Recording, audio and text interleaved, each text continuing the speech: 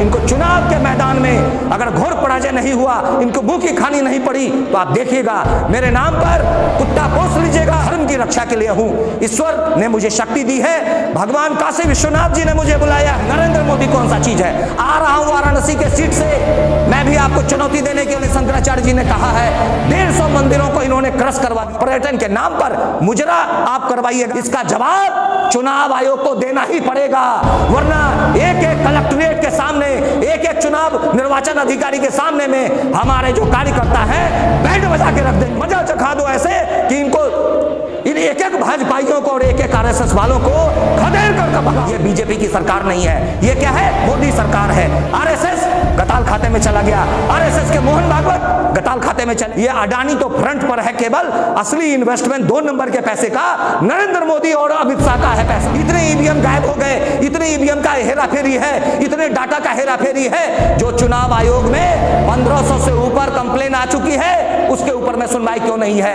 EVM के ऐसे ऐसे एक्सपर्ट्स ने अपना प्रेजेंटेशन दिया है जंतर मंतर पर, जिसने साबित कर दिया है कि ईवीएम हैक किया जा सकता। चुनाव आयोग केवल मोदी का एजेंट बन के काम कर रहा है। वो भगत सिंह को मानने वाले हो, चाहे सुभाष चंद्र बोस को मानने वाला हो, खुदीराम बोस को मानने वाला हो, अशफाक उल्लाह को मानने वाले हो, या कबीर को मानने वाला हो, या राजीव भाई दीक्षित जी को मानने वाले हो, विनोबा को मानने वाले हो, या गांधी को मानने वाले हो, सारे एकजुट हो जाओ और सारे क्रांतिकारी शक्तियां, जितने भी महापुरुष के फॉलोअर हैं, नरेंद्र मोदी की सत्ता को उखाड़ फेंको। कौन ऐसा ब्राह्मण है, कौन ऐसा शंकराचार्य है, कौन ऐसा धर्म का ठेकेदार है जो ये कहता है कि नरेंद्र मोदी सही है और वो बात करते हैं मुख मिलाने की? मैं प्रश्न पूछना चाहता हूं, अगर वो सनातन धर्मी है तो अपने शास्त्र को पहले उल्टा करके देखो और कर लो मेरे से डिबेट। मैं देखना चाहता हूं कि आपके अंदर कितनी विद्वता है। मैं काशी के धर्माचार्यों से उनको अलख जगाना चाहता हूं। मैं वेद और वेदज्ञ के पंडितों से यह निवेदन करना चाहता हूं कि उठो और झूठ को झूठ कहो और सच को सच कहो। बस अब की जो लड़ाई है, आगामी जो चुनावी महाभारत है, ये धर्म और संस्कृति की लड़ाई है। एक तरफ धर्म की लड़ाई और दूसरी तरफ विधर्म की लड़ाई है। ये धर्म और विधर्म के बीच में, धर्म और अधर्म के बीच में जो लड़ाई है, इसमें चुनना आपको है कि आप धर्म के साथ खड़े होंगे या आप अधर्म के साथ खड़े होंगे। ये धारा 144 लागू करके ये हमारी धार्मिक स्वतंत्रता के अधिकार को इन्होंने छीनने की कोशिश की है। ये हमारे लोकतंत्र में इस तरह की जो माने जनता के लिए जनता द्वारा जो शासन पद्धति है, इस चीज को खत्म किया है। जब हिटलर का नहीं चला, जब इंदिरा गांधी जैसी जो प्रबल शासक थी और उनको भी इमरजेंसी के बाद उनको माने मुंह की खानी पड़ी और लोकतंत्र में जनता ने, राजनारायण नाम के एक मामूली आदमी ने उनको हरा दिया। नरेंद्र मोदी कौन सा चीज है? आ रहा हूं वाराणसी के सीट से, मैं भी आपको चुनौती देने के लिए। भारत के जवान और भारत के किसान एकजुट हो गए हैं और अगली बार फौजी सरकार, अगली बार फौज कमांड करने आएगी, क्योंकि देख लिया है इस भ्रष्ट राजनीतिज्ञों ने हमारे देश की क्या दुर्दशा की है। तो इसको एक ही व्यक्ति संभाल सकता है, एक ही संगठन संभाल सकता है जिस पर पूरी देश की जनता न्यौछावर है, जिसकी क्रेडिबिलिटी है। आप लोगों ने भारतीय राजनीति का इतना सत्यानाश किया है, चाहे वो बीजेपी हो, चाहे वो आरएसएस हो, चाहे वो शिवसेना हो, चाहे वो सपा हो, चाहे बसपा हो, या राष्ट्रवादी कांग्रेस पार्टी हो, जेडीयू हो, आरजेडी हो। मैं इस तमाम एनडीए और इंडिया, ये जो दो प्रमुख गठबंधन है, ये पूरा भ्रष्टाचारियों की जमात है। एक नागनाथ है, दूसरा सांपनाथ है। इसलिए हम लोगों ने तय किया है कि नो एनडीए नो इंडिया, हम तीसरा विकल्प बन करके दिखाएंगे। कुछ नया, कुछ इफेक्टिव, कुछ विशेष, इस तरह का शासन व्यवस्था चाहता है आदमी। आज पब्लिक इतना त्रस्त है कि वो महंगाई, गरीबी, भुखमरी, बेरोजगारी, अशिक्षा, कुपोषण, इसका शिकार है। लेकिन नरेंद्र मोदी की सरकार को इन महत्वपूर्ण मुद्दों से कोई लेना देना नहीं है। मैं आपको बताना चाहता हूं कि जितना पैसा इन्होंने विज्ञापन पर पैसा खर्च किया है, जितना पैसा इन्होंने अपनी अय्यासी पर खर्चा करना शुरू किया है, जितना पैसा इन्होंने संसद भवन के नए निर्माण पर खर्चा किया है, जितना पैसा इन्होंने अन्य सारे सुविधा भोगी पर खर्चा किया है, ट्रिपल पेंशन पर खर्चा किया है, उससे हमारे उस पैसे का उपयोग अगर आज हमारी स्वास्थ्य व्यवस्था और आज हमारी शिक्षा व्यवस्था के मौलिक संरचना पर अगर वो डेवलपमेंट का कार्य किया जाता, तो मैं समझता हूं देश का सर्वांगीण विकास होता। लेकिन आज वो नहीं हो रहा है। आज वाराणसी में क्या किया इन्होंने? ये राम मंदिर जप रहे हैं। लेकिन मैं आपको बता दूं, हमारे शंकराचार्य जी ने कहा है 150 मंदिरों को इन्होंने क्रश करवा दिया। इस कॉरिडोर के नाम पर 150 जो हमारे पुराने मंदिर थे, उसको पूरा का पूरा निस्तनाबूद कर दिया। ये क्रूर शासक नहीं तो और क्या है? किसको अधिकार, इसको किसने अधिकार दे दिया उन पुराने मंदिरों को भग्नावशेष में तब्दील करने देने के लिए? मैं केवल ये हमारी जो आस्था का केंद्र है काशी, मथुरा, वृंदावन और उज्जैन, इस तरह की जो चीजें हैं, प्रयागराज, ये हमारे प्रमुख ऐतिहासिक और धरोहर है, हमारा एसेट्स है, इनको कोई अधिकार नहीं इसको पर्यटन स्थल बनाने का।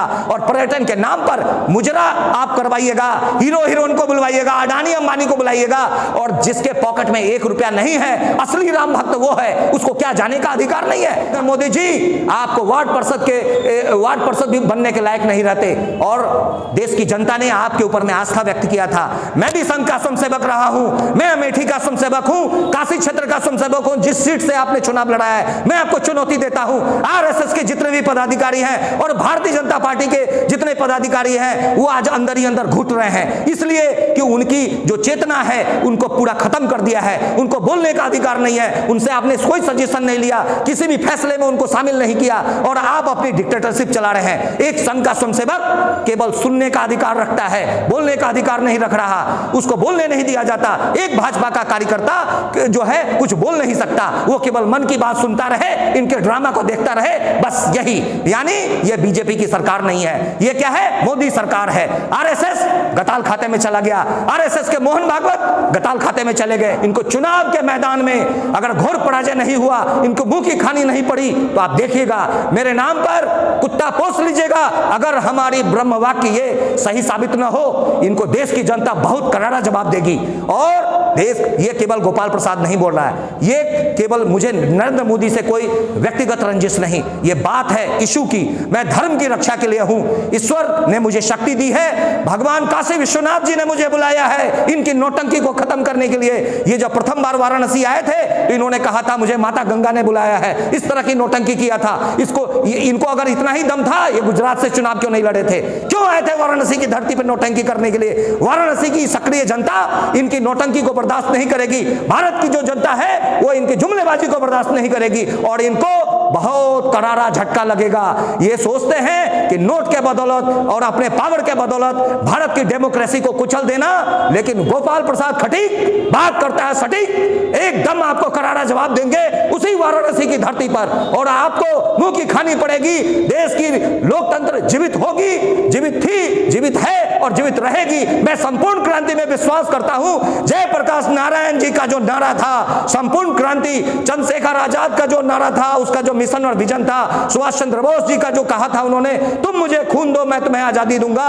आज उन क्रांतिकारी शक्तियों से मैं हाथ जोड़ के आह्वान करता हूं, चाहे वो भगत सिंह को मानने वाले हो, चाहे सुभाष चंद्र बोस को मानने वाला हो, खुदीराम बोस को मानने वाला हो, अशफाक उल्लाह को मानने वाले हो, या कबीर को मानने वाला हो, या राजीव भाई दीक्षित जी को मानने वाले हो, विनोबा को मानने वाले हो, या गांधी को मानने वाले हो, सारे एकजुट हो जाओ और सारे क्रांतिकारी शक्तियां, जितने भी महापुरुष के फॉलोअर हैं, नरेंद्र मोदी की सत्ता को उखाड़ फेंको और इनको मजा चखा दो ऐसे कि इन एक-एक भाजपाइयों को और एक-एक आरएसएस वालों को खदेड़ कर भगाओ, एकदम टोटली बाइकट। और आप लोगों से मैं आह्वान करता हूं, इस ईवीएम का जो उभरता हुआ आंदोलन था, इसको दबाने के लिए नरेंद्र मोदी सरकार ने लोकतंत्र की हत्या की है, और जो 144 धारा लगाया है, इसका हर सम्मत तरीके से कानूनी स्तर पे भी और लोकतांत्रिक स्तर पे भी, सोशल मीडिया के स्तर से भी आप हर तरह से विरोध करिए, और ईवीएम के इस टेक्निकल चीजों को समझिए, जानिए। ईवीएम के ऐसे एक्सपर्ट्स ने अपना प्रेजेंटेशन दिया है जंतर मंतर पर, जिसने साबित कर दिया है कि ईवीएम हैक किया जा सकता। चुनाव आयोग केवल मोदी का एजेंट बन के काम कर रहा है, वो लोकतंत्र का स्वायत्त साथी संस्था नहीं रह गया है। और हमारा सुप्रीम कोर्ट भी मौन है। सुप्रीम कोर्ट के मैं चीफ जस्टिस से आह्वान करता हूं कि वो अपने स्वविवेक से, अपनी अंतरात्मा से इस विषय पर तुरंत संज्ञान ले। ये अडानी तो फ्रंट पर है, केवल असली इन्वेस्टमेंट 2 नंबर के पैसे का नरेंद्र मोदी और अमित शाह का है पैसा। ये चाहते हैं आपको गुलाम बन के रखना, और जय श्री राम के नारों के तहत मोदीगिरी मोदी कह करके आपको भड़काने का ये काम कर रहे हैं। इनसे प्रश्न पूछना शुरू कीजिए। कि महंगाई पर आपने क्या किया मोदी जी, इनसे प्रश्न पूछिए, गरीबी पर क्या किया, महंगाई पर क्या किया, भ्रष्टाचार पर क्या किया, अडानी के मुद्दे पर आप चुप क्यों हैं, और ईवीएम बैन क्यों नहीं है। जो ईवीएम की निर्माता कंपनी है वो अपने ही देश में ईवीएम को लागू नहीं कर रही है, इसका राज क्या है। अगर ईवीएम इतनी ट्रांसपेरेंट है, इतने ईवीएम गायब हो गए, इतने ईवीएम का हेराफेरी है, इतने डाटा का हेराफेरी है, जो चुनाव आयोग में 1500 से ऊपर कंप्लेन आ चुकी है, उसके ऊपर में सुनवाई क्यों नहीं है, इसका जवाब कौन देगा। इसका जवाब चुनाव आयोग को देना ही पड़ेगा, वरना एक एक कलेक्ट्रेट के सामने, एक एक चुनाव निर्वाचन अधिकारी के सामने में हमारे जो कार्यकर्ता हैं बैंड बजा के रख देंगे इनका। आ जाइए मित्रों, ये गोपाल प्रसाद नाम का फक्कर जो है आपका आह्वान कर रहा है, अगर आप अभी नहीं आए, देश की माता का सौगंध है, फिर ये कभी मौका नहीं मिलेगा।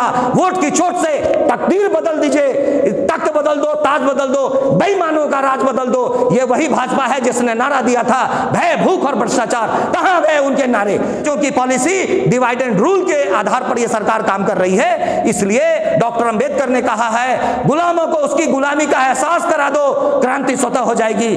मैं मानता हूं कि जो जंजीर से जकड़ी हुई जो गुलामी है वही केवल गुलामी नहीं है, वास्तव में गुलामी है धर्म, जाति, भाषा, संप्रदाय, पैसा और अंधभक्ति, ये गुलामी है। इस गुलामी से आपको निकलना ही पड़ेगा। विषय की जानकारी रखिए, सच को सच कहिए, झूठ को झूठ कहिए, पाखंड के ऊपर में प्रहार कीजिए, यही मेरा आह्वान है। नमस्ते। गोपाल प्रसाद आपको नमस्कार करता है। मैं चाहता हूं हमारी इस आवाज को इस चैनल के माध्यम से आप दूर दूर तक वायरल करें। धन्यवाद।